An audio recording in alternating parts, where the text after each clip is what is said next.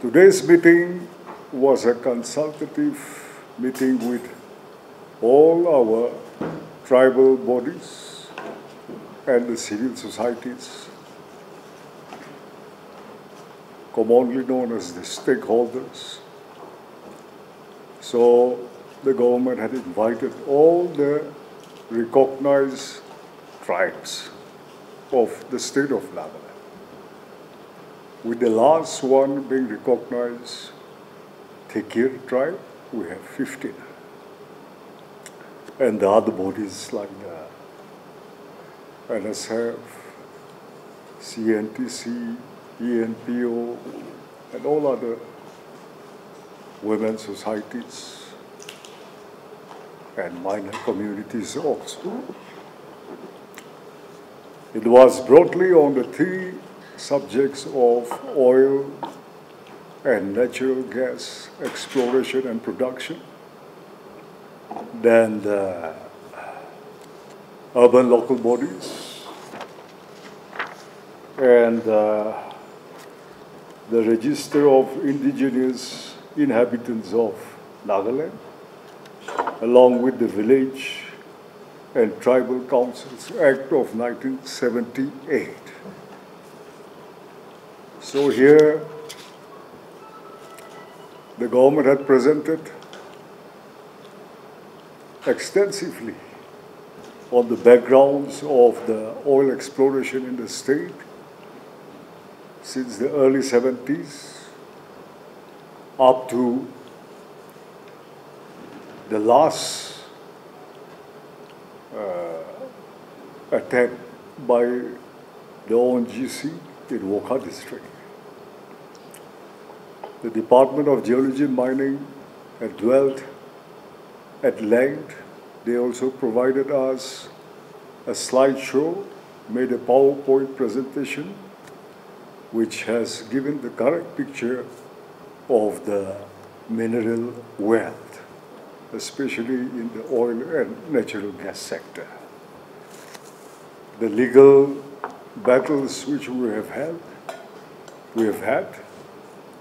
then what's exactly happening in the disturbed area bands, and our prospects of being able to resolve or not being able to resolve. Those pictures were correctly presented to the meeting. The other is the Village Council and Tribal Councils Act of 1978, which is a very old document. You must be having it also. And it was, many points were referred to, that old Act of 78, and many have also been persuaded to read through these acts which are being practiced by our government at the village council levels. This is so because many of us have forgotten, especially the younger generation, have forgotten the provisions in those 1978 Act. The other one is the latest RIIN, the Register of Indigenous Inhabitants of Nagaland, which you are familiar with. The Bano Commission has already tabled the reports, and it is with the government, and the government in turn is seeking the opinion of the people as a whole. So here, our Principal Secretary, Home, Mr. Abhijit, has made a very good presentation, and he has shown the fact of the matter on the ground as to why this has been necessary and how to go about. So, putting it in a nutshell, today's consultative meeting was about the opinions of the various stakeholders, our tribal bodies and civil societies, on what they think on these issues in the form of opinions, suggestions, whatever they felt. It was discussed very frankly, heart to heart, and we have had in all a very fruitful discussion today. So that is very good. Maybe our Principal Secretary would like to throw some light on the RIIN and the connected issues there. So as the Honorable Minister has said about the subjects which were taken up for deliberation today. So there were in total 4. One is that oil and gas exploration production, then RIIN and the Village and Tribal Councils Act 1978, and then a briefing on ULBs. So as has been mentioned, each of the department concerned also they gave a presentation with on the ULBs. The Advocate General himself, who is here today, he gave a briefing. As regards RIIN and the Village and Tribal Councils Act, which the Home Department has given the briefing, the need arose because RIIN, as you all know, has been there for some time. A committee was constituted, it gave its recommendations. Then the recommendations were also further deliberated upon with the tribal bodies. So now those consultations are over, and we have almost finalized what is the next step that we are going to take about RIIN, and that is for our Indigenous Inhabit Certificate issuance. We are going to issue a notification, the draft notification we have, and who has to be given, that also has been shared many a time. It's only the persons of belonging to the 15 Naga tribes and the other 4 tribes, Kuki, Garo, Mikir, who also called Karbi and Kachari, and who are residents in Nagaland or settled in Nagaland before the statehood day. So that is in a nutshell what RIIN has also recommended, and every person has to prove his antecedents to recognize village in the state. So in that way, this also has been shared with in today's meeting, and others, non-indigenous persons who have come before December 1st, December 1963, they will be eligible for PRC, that is Permanent Residence Certificate. So that is in a nutshell what RIIN had also recommended, and we are moving forward on that. And as regards Village and Tribal Councils Act, though the Act has been for a very long time, in fact before 1978 also the Act was in some other form, then it was repealed and a fresh Act was made. And Village Councils happen to be the most important customary bodies in Nagaland, and they have been there right since statehood, even before that.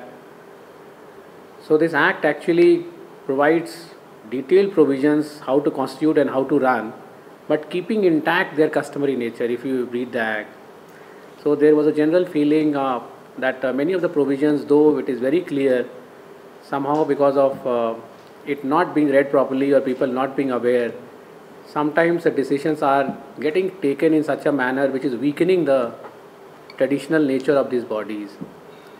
Like the councils have to be constituted in a customary manner as per the customary practices in a village. And the first, if you see one of the early, the section is there. Then only the indigenous inhabitants can be the members. This we put in the Act last year. Then the legal status and place of tribal bodies, all the tribal bodies and hosts that we have in state, they also flow from that Act. And the major change was brought about in 2009 when the tribal councils were also, they found a place in the Act. But somehow this fact also many may not know. So it was decided at this meeting we would discuss about the various provisions just to create more awareness and clarify many things with all our tribal bodies and others. And we also distributed copies of the updated Act, because it has seen a lot of amendments over the years, but somehow those amendments sometimes people don't factor in when reading the Act. So an updated Act was been provided.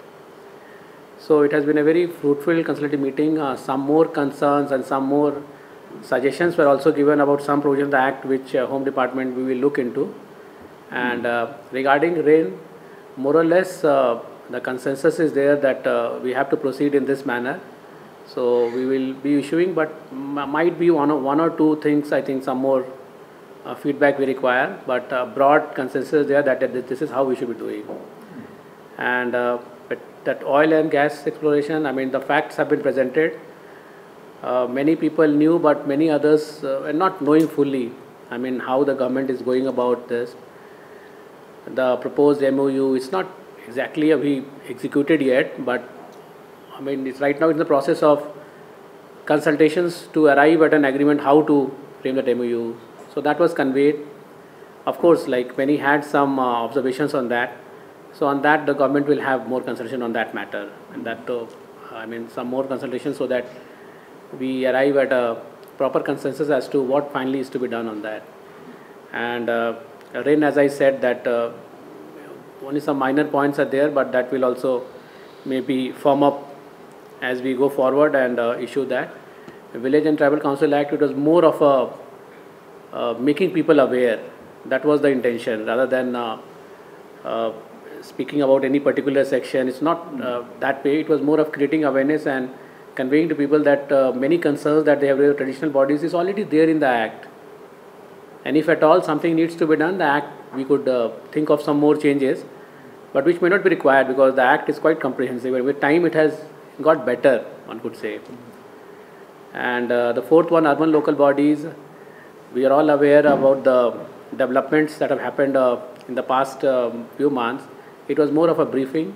As you all know, the case is still ongoing in the Honorable Supreme Court and it's sub judice matter. But the facts, what happened and what the court's observations have been. So taking the advantage of this gathering where everybody is there, it was decided that one should brief also, so that everybody is aware and on the same page regarding this issue. So all in all, as you could see, it went on for almost 5 hours, more than 5 hours. So a lot of observations were made by many of the representatives and we have taken note of, and we think that it has been a very fruitful one which will help in further finalizing all these issues, maybe in a very short time, I would say. So regarding the oil exploration, since it has been agreed in principle, what were the feedbacks of the tribal bodies in today's consultative meeting? Are they okay with the government going ahead signing an MoU with the government of Assam? Initially, it was misunderstood. Everyone started saying that an MoU has already been inked, which was not so.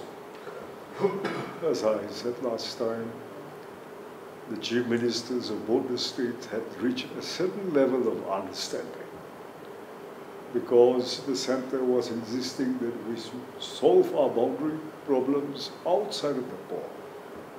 So Assam has some problem with the neighboring state like Meghalaya, Assam and Meghalaya outside the border, Assam and Arunachal outside the border. It was in vogue. So our chief minister also was persuaded to reach an understanding with Assam. They had met, they had deliberated, and on certain matters of the prospect of exploration, they could reach an understanding. But that was not finalized. And in no way it was a memorandum of understanding. So, as you just heard, our Principal Secretary say, these are all a process which the government may not take a decision unilaterally on its own. So the process of consultation is going on, and we hope to clear the air.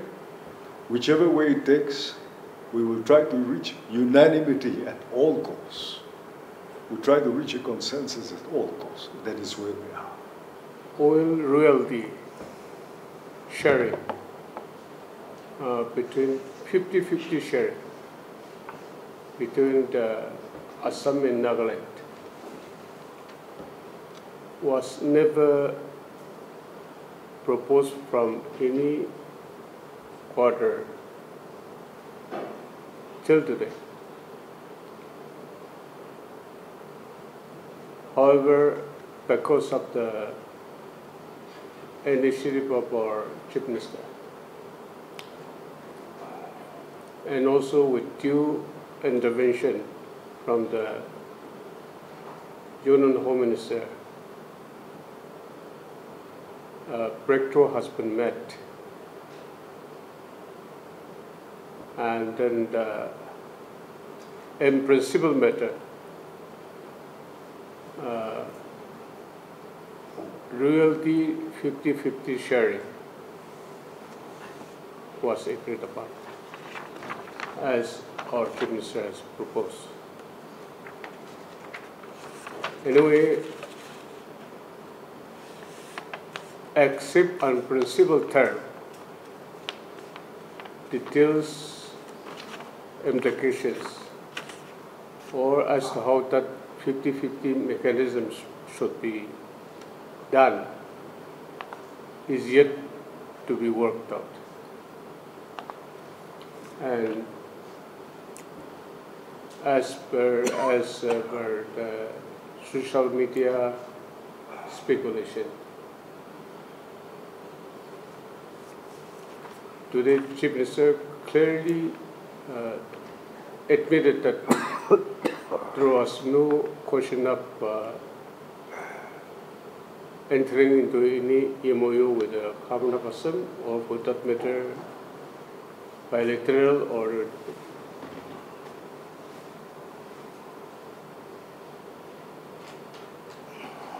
this Government of India or all agency involvement signing into an agreement. That stage is yet to reach. So we wanted to make it absolutely clear that there was no sign of any MoU being entered upon till today. But a breakthrough has been met. Which was never ventured before. And we thought that at least the ice has been broken. So that is a good sign. So we are happy about it. The members gathered today, of course, small suggestions in regard to the mineral resources agreement to be entered were also good suggestions were met, but no question of entering into any agreement. So that is distinctly clear.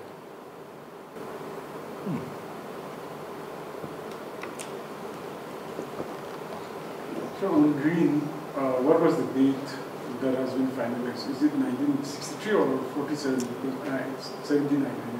State government has been proposing for the North area 79, but the people have been saying 63 should be made compulsory for all. I think for the erstwhile Dimapur, this is a part, it was not under ILP and became a tribal belt in November 1979 that date. So that is the proposal, and for the entire state, other part of the state is scheduled at 1st December 2016. But of course, this hours, the other cutoff date, there are some more consultations required. So it is not yet been finalized. There are certain area of reservation in this Kata PAT, 1979. Before the statehood, 1963, there were people who were already settled down in Dimapur. And moreover, until the 1979, Dimapur was not included in the tribal belt, and therefore inner line regulation could not be imposed until such time. Now, for implementation of and operation of this RIIN, why there should be two deadlines, 1963 and 1979. This is one gray area where public are stability. Therefore, the inherent reason taken by the government basing on these two deadlines. One is specifically for Dimapur sector, erstwhile Dimapur district. And then the rest are the rest of Nagaland. Because Dimapur, until that time, it was only a subdivision. Today it is a district. Now it has been divided into 3 districts. And therefore it is one area where even the illegal the immigrants are also being plotted here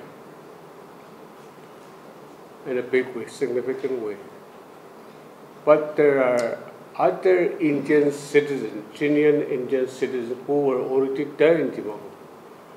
And then they have also made their contribution in various fields in the building of the statehood. And therefore, we cannot do injustice to this section of people. Of course, they are not substantial in numbers. Hardly 100 or so families. And therefore, if we neglect them and then try to apply Cut up year 1963, then these people will be doing some sort of injustice to this section of people. They are also as good as a citizen of India, Nagaland. Therefore, because of such a compelling reason, the government has decided to go for 2 deadlines. That clarification I wanted to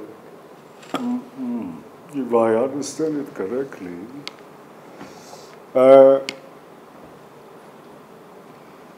there are different categories of people. As we have pointed to Dimapur now, but all along the foothill on our western side, we have different categories of settlers there. So there will be, when the ILP provision is imposed, is implemented following RIIN, there will be categories. We will certainly, the government will certainly make concessions for those, as they have just pointed out, for settlers who could not avail the indigenous certificates, but who have been with us. And there is a proposal to shift the 1963 deadline to 79, which may not be possible. One state cannot have 2 cut-off dates. So I'm certain that 1st December 1963 will be the cut-off date, but we will have categories and provisions for concessions for such people. That is what I understand. The second point is the ULB. It has been such a contentious issue, but today, after different people have commented differently, officially today we have the endorsement of our tribal bodies and the civil societies. They have highly appreciated the move of the government to repeal the Act of 2001. And they have urged the government to constitute a panel early to frame the new rules by ourselves. I think that has to be noted. That is a significant development. We have the endorsement. On oil exploration, so what step are you going to take now? Further consultations, when are you going to go before you enter into an agreement? It's a process which have started just now. As they have stated, we have embarked on a venture which have, created mixed feelings, mixed reactions from different quarters. Some have come out openly in the papers. Others many have stated their opinions today, which we cannot fully divulge because these are sensitive matters. And a lot of nitty-gritty on so many issues, be it the royalty, be it the fate of our boundary, our land, our people who are settled on the boundary. All these are mixed up. So it has to be a tedious and slow process to try and settle these issues with more consultations. My last question.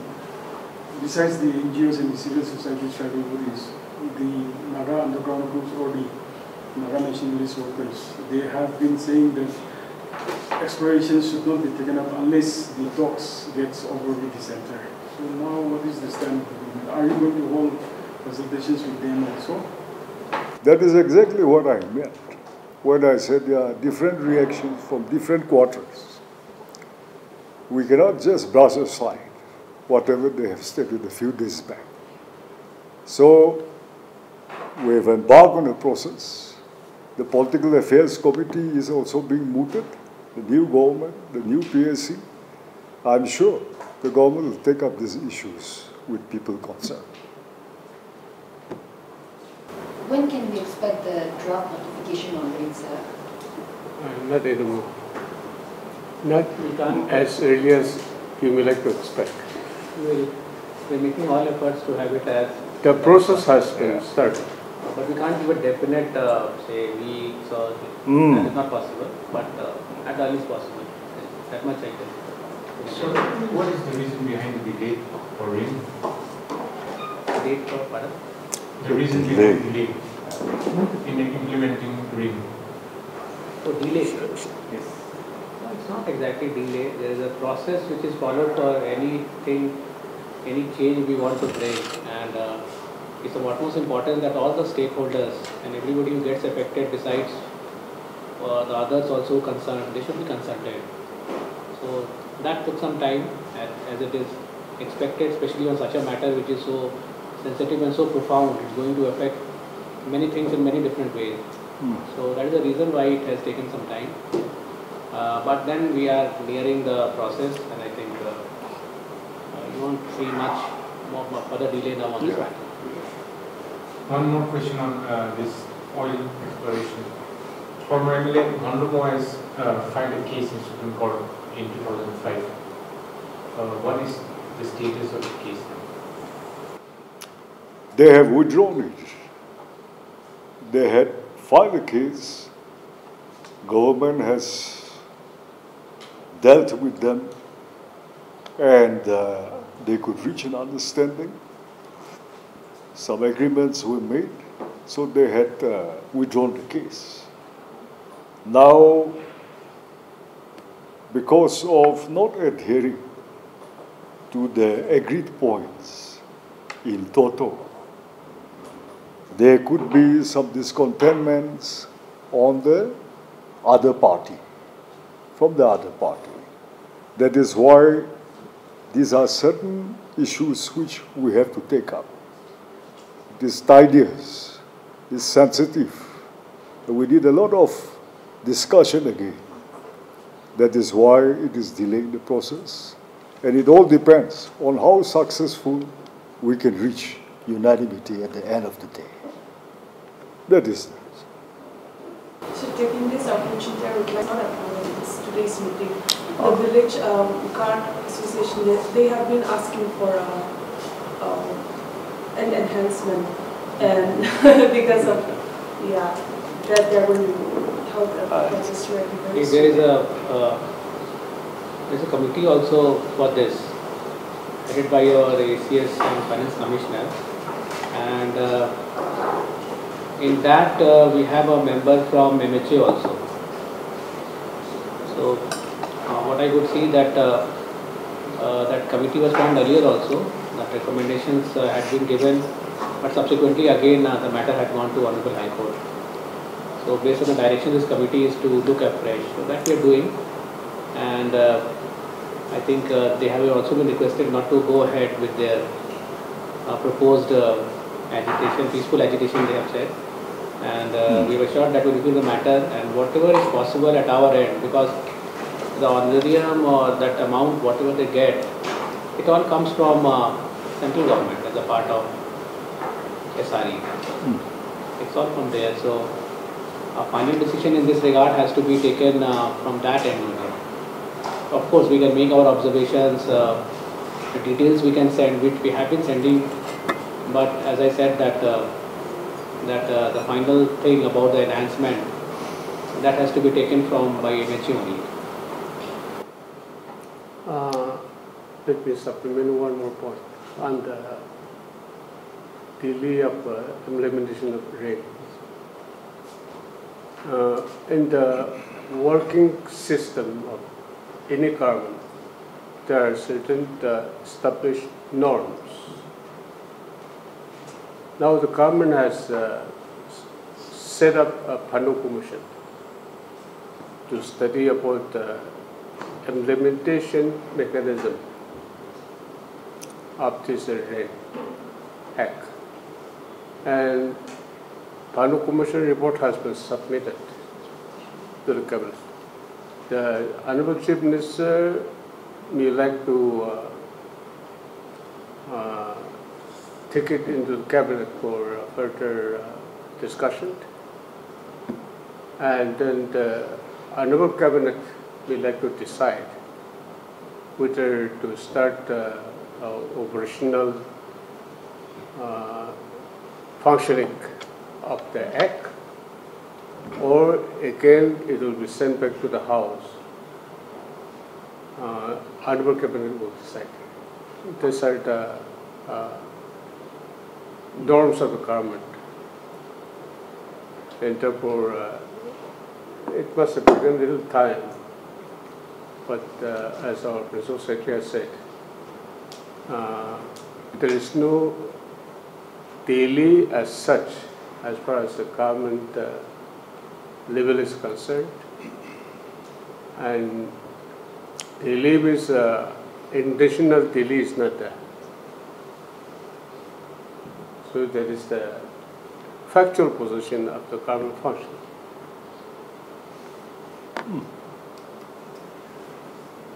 So, one more question on DOP, sir. The government committed and deleted all the demands made by the civil societies. Why was there the need to repeal the whole act again? Let me reply. Well, we all know 2001 Town and Municipal Act was written with loopholes, which demands drastic amendment. And rightfully, these urban parties, they were objecting. Of course, in the public domain, you are talking about the land in its building, but there are other clauses also which are not conducive to our Dhaka society, and therefore it requires a total overhauling of the Act. And other municipalities in the mainland India, land belongs to the government, public land. But here in Nagaland, it speaks differently. There is no public land as such. More than 90% of the urban areas belongs to the private individuals and then the respective village landowners. And therefore here you cannot apply the Municipal Act of Guwahati, Calcutta or Delhi or Bombay or Chandigarh. So whatever law you pass, it should be befitting to the ground reality. And therefore, even though that urban parties were raising objection on the land in its buildings, the taxation issue, there are other loopholes also. And therefore, the Honorable Cabinet, in its wisdom, thought that it would be more proper to go for repealing the Act itself and drop a new Act than to follow this process and procedure, legislative procedure, then become an Act and law. So that is the real mechanism of the government function.